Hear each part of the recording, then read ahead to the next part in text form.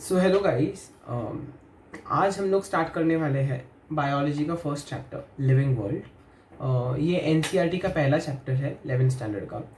And ये chapter से आप नीट में 1 to 2 क्वेश्चंस एक्सपेक्ट कर सकते हो। Basically this is a easy chapter, तो आप इसको आपका फर्स्ट चैप्टर के लिए भी कंसिडर कर सकते हो। मैं आपको डिटेल में नहीं पढ़ाऊंगा, बट जो चीज़ें एग्जैक्टली नीट के लिए इंपॉर्टेंट है, because I my self have been a NEET aspirant, तो वही मैं आपको बताते जाऊंगा। And I hope this video will benefit. Don't forget to hit the like button, please share the video to as many as possible, and please subscribe to my channel. So, the first thing what we are going to see is the difference between living and non-living. Chapter के starting के 2-3 pages में ही ना इसका एक बहुत clear cut distinguish दिया गया है, जो बहुत लोगों को समझ में नहीं आता। देखो, पहला कैरेक्टरिस्टिक वो लोग बोलते हैं ग्रोथ। अभी आप बताओ कि ग्रोथ हर लिविंग ऑर्गेनिजम्स में भी होती है, नॉन लिविंग में भी होती है, तो फर्क क्या है? द डिफरेंस इज कि the growth in living organisms is internal growth. What growth is it? It is internal growth. मतलब जैसे कि अगर हमारी हाइट बढ़ रही है तो that is happening from with in the body. सिर्फ ऐसा नहीं है कि बाहर से कोई स्किन डिपॉजिट करे जिसकी वजह से हाइट बढ़ रही है। Second thing what we are going to see is the growth in non living organism is external growth. External growth, अभी इसका मतलब क्या होता है कि जैसे कि अगर आप कोई मिट्टी का ढेर कंसिडर करो, for example if there is a heap of soil, okay, if you add some more soil on it, it will become larger and larger and larger. This is external growth. This is not internal. So this is a very very clear cut distinguish between living organism and non-living organism. So this makes it very clear that growth is not a deciding factor. Is not a deciding factor. Okay, it is not a what do you call it, like the compulsory characteristic of a living organism. Growth can happen in both living as well as non-living.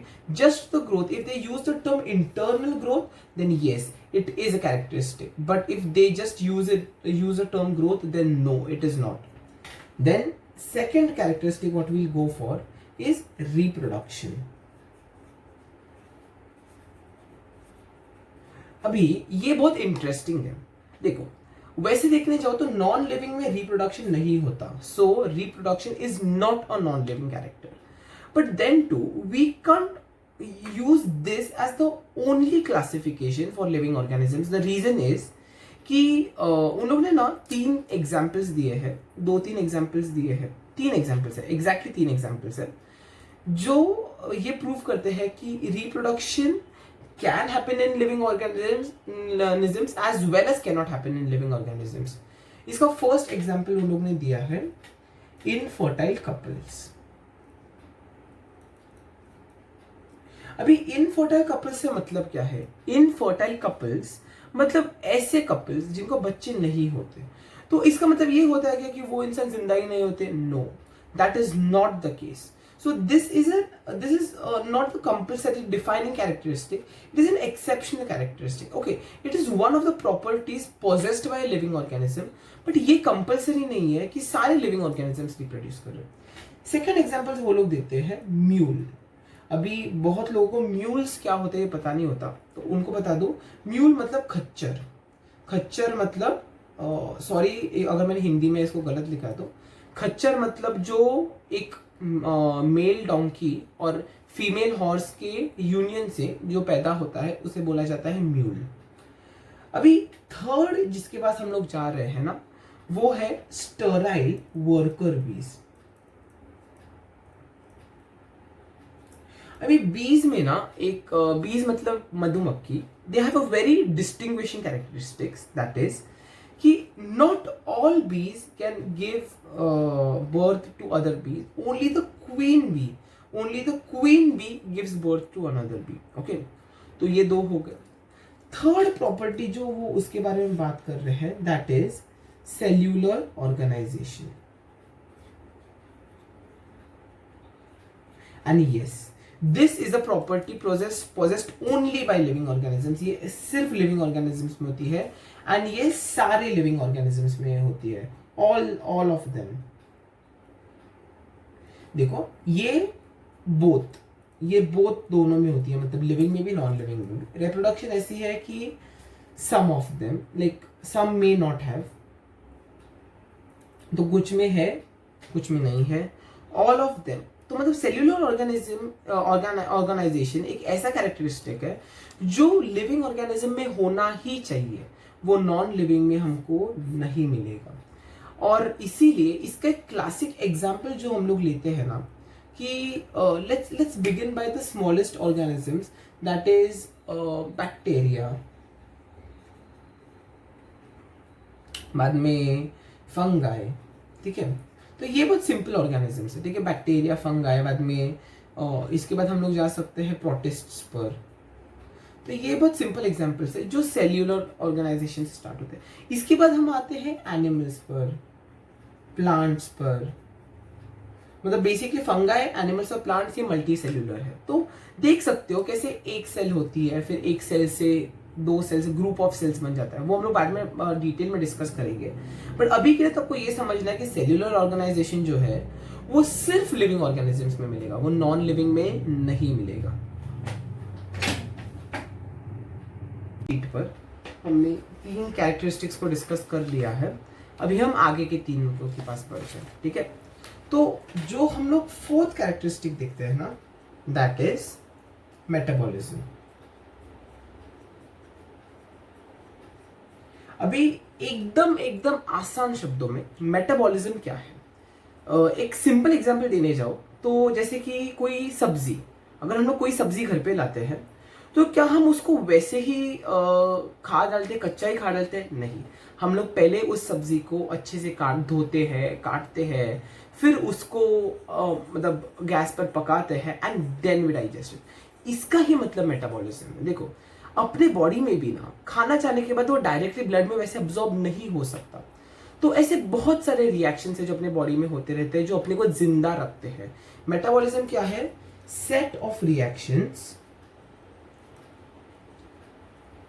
मतलब जैसे कि देखो पकड़ लो, respiration की reaction, digestion की reaction, excretion की reaction, ये सारे जो रिएक्शंस प्रोसेसेस हो रही सारे मेटाबॉलिज्म का एक पार्ट है। Set of reactions which lead to life. तो देखो इसका इन लोगों ने बताया है कि ये भी जो है ना मेटाबॉलिज्म, वो सिर्फ लिविंग ऑर्गेनिजम्स में ही होता है, नॉन लिविंग में नहीं होता। ये भी देखो नॉन लिविंग में नहीं होता। और इसकी एक अच्छी बात ये है कि ये भी एक डिफाइनिंग कैरेक्टरिस्टिक है, ये भी एक डिफाइनिंग कैरेक्टरिस्टिक है, ये बताता है जिसमें ये होगा वो चीज जिंदा होगी।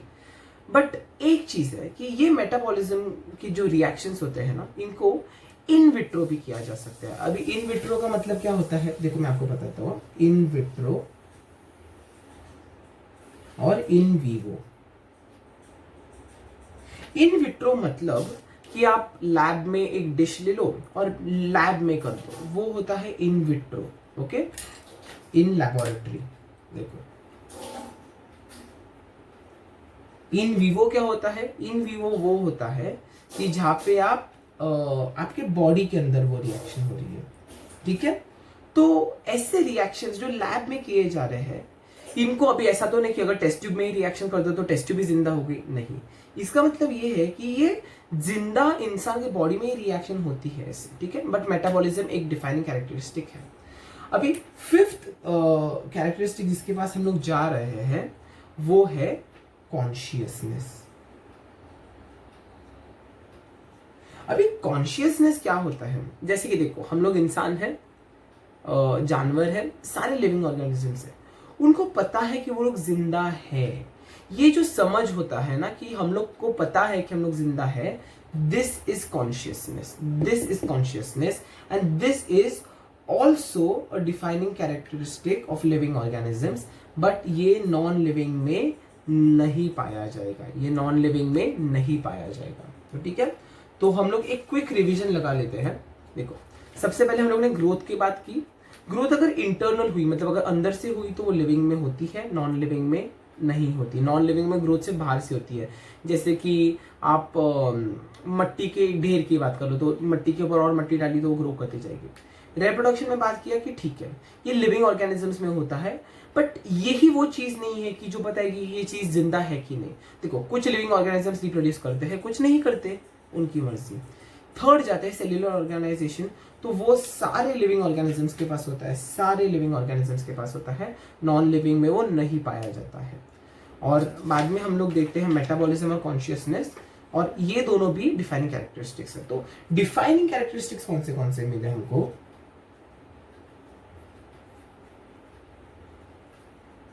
देखो पहले अगर मैं देखने जाऊं तो मैं बोल सकता हूं सेल्यूलर ऑर्गेनाइजेशन,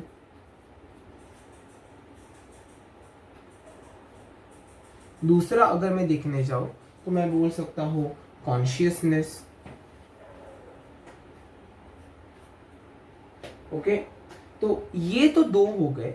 एंड मेटाबॉलिज्म भी ना एक लिविंग डिफाइनिंग कैरेक्टरिस्टिक है, ठीक है। तो आई होप आपको समझ में आ गया होगा।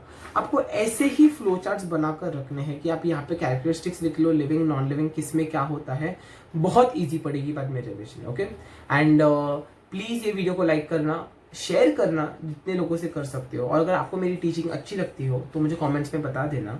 और क्या हम लोग और कर सकते हैं, आपको किस चीज़ के डाउट्स है, आप मुझे सब कुछ कमेंट सेक्शन में पूछ सकते हो। Till then, thank you and all the best for your exams.